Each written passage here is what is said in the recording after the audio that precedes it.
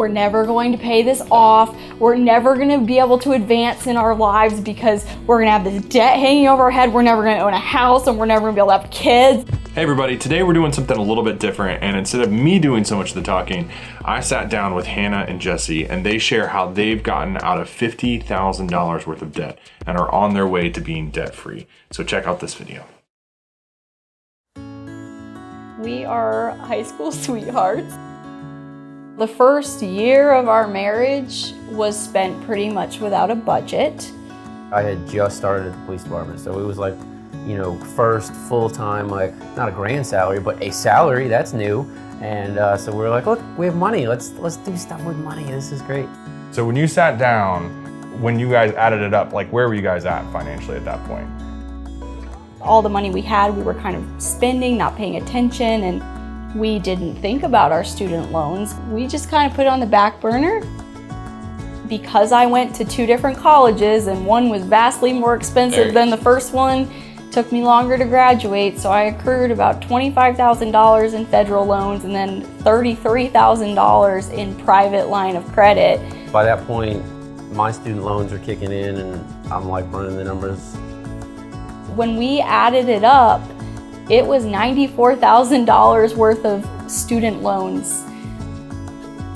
I just assumed that when you go to college, you take out loans because society and like my teachers in high school, my parents, family members, the message that I got was just, hey, like you go to college and you finish in 4 years.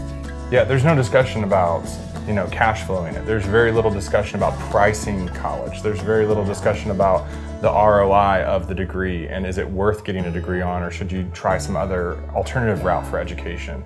Yeah, that's the option that's presented to young people, and we fell for it because we didn't educate ourselves. I had absolutely no clue that I was signing away like years of hard-earned money. I started to feel very panicky because my mind is immediately jumping to, we're never going to pay this off, we're never going to be able to advance in our lives because we're going to have this debt hanging over our head, we're never going to own a house, and we're never going to be able to have kids. And so I'm looking at that thinking, this is a huge stumbling block and this is going to way set back our future, our goals for our marriage.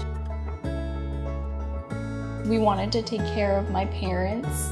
My dad passed away in February and he had cancer.